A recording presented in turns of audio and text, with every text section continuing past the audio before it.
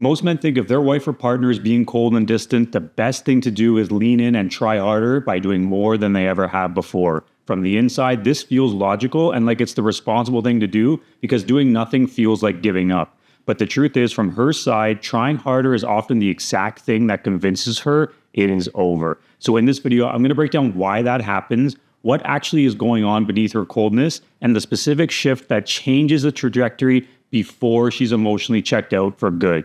Before I do, if you appreciate me making videos like this, go ahead and give the like button a tap so other men can get this help as well. When a man senses emotional distance, you treat it as a threat to your current environment. This isn't necessarily done at an intellectual level, but a biological nervous system level. When we feel that distance start to increase from her, obviously to us, we get that jolt of stability feeling lost and that immediate threat on a relationship.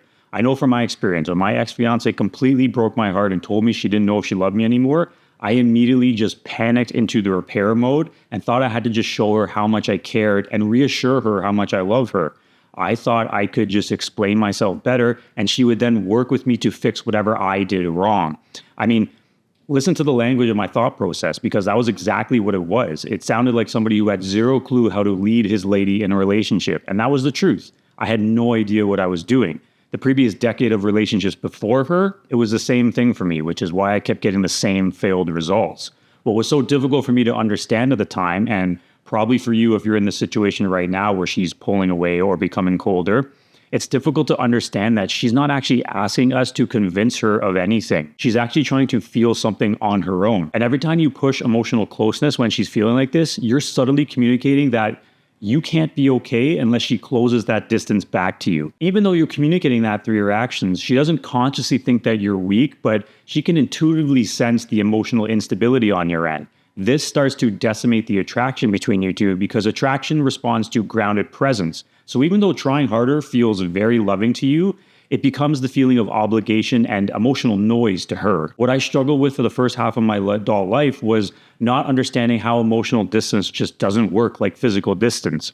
If someone steps back from you physically, obviously you can step closer and reconnect that space. It's not rocket appliances to figure that one out. But emotional distance operates under complete opposite laws. When she is emotionally flooded internally and shut down, that added closeness feels invasive, not comforting like we as men think it would. Something that most men never consciously notice is that when you start trying harder to get closer, you usually enter what your subconscious thinks is an unspoken contract that believes that you are doing all this emotional work, so she should automatically start coming back to you.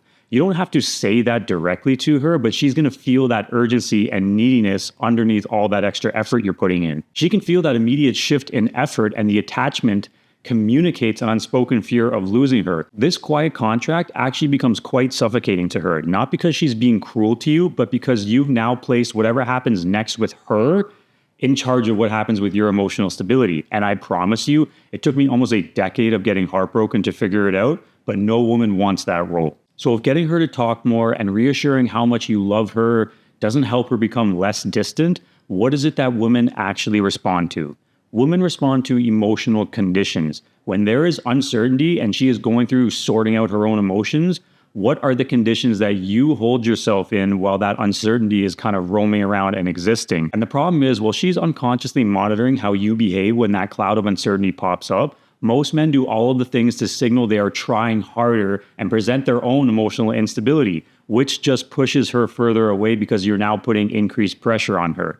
Think about a magnet versus a vacuum. A magnet draws things in naturally and doesn't really need to try harder other than being there with its unwavering presence, whereas a vacuum is trying to aggressively pull in anything around it. So most men see her being cold and distant, and you turn that vacuum onto the highest setting and just start pulling and reaching and chasing her to get her back in. Connection only flows towards emotional gravity, not emotional urgency. So you may be thinking, no problem, I can just make sure that I control my emotions, and then I can talk to her more and give her that reassurance of my love in a calm, composed manner.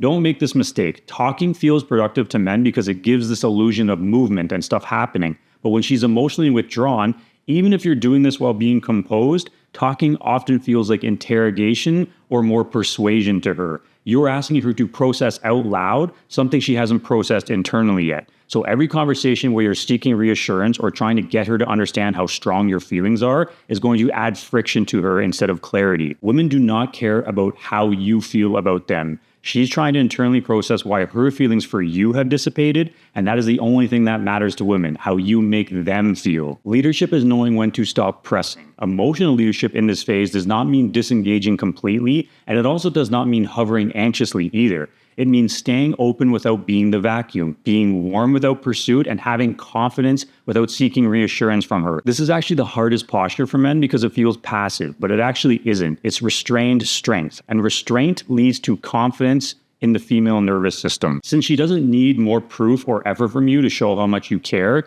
because believe me, she already knows. What she really needs is proof that you're emotionally solid.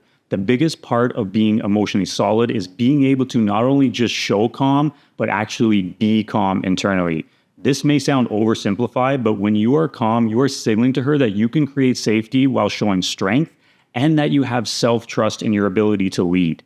This feels counterintuitive to what society tells you to do in these situations. However, it absolutely works. Normally, men solve problems by engaging in finding a solution for them and then taking action. But problems like this that have to do with dwindling attraction on her end are not solved by more action. They're actually solved by regulation. Your job here is not to fix her emotions by pouring out your feelings. You have to manage your own emotions through calm. The calmer you are during times of uncertainty, the more room she has to be able to sort her emotions out, and which allows her to soften. This is why men who, do less often see better results because they stop destabilizing the emotional field that exists in the relationship. A lot of men resist making these changes because, frankly, it feels unfair because you're thinking that you're the one who's showing up and you're trying really, really hard when things get to this point. So it doesn't seem fair to you that she doesn't seem to be, willing to meet you halfway. And that's a valid frustration that you have. But the reality is relationships don't respond to fairness. They respond to energy and polarity. You can be extremely right and you can still lose the connection. Leadership isn't about fairness either. It is about results. So you have to stay warm and calm, but not chase.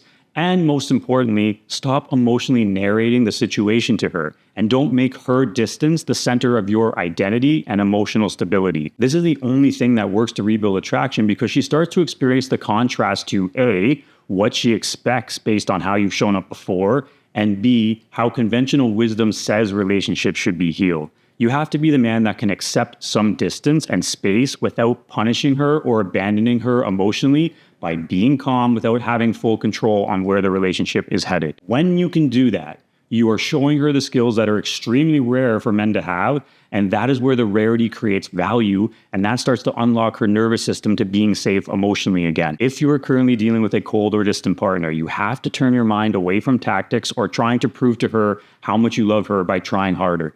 You have to focus on becoming a man who can hold uncertainty without collapsing into it. Then, and only then, can the dynamic change in your relationship. That's what changes the dynamic. If you want to understand how to do this across all phases of your relationship, I've laid out a deeper framework in my Relationship Rebuild program. It will help you learn how to rewire your instincts and regulate all your emotions, all while leading a strong dynamic that helps rebuild connection with her and her attraction for you. If you're serious about turning everything around in your marriage or long-term relationship, go take the first step and go watch my free masterclass. It costs you nothing to take that step except for a bit of your time that is going to put you on the right path to live a life that probably 95% of men never ever will. The link for that free masterclass is in the description below. Jump over and give it a watch today.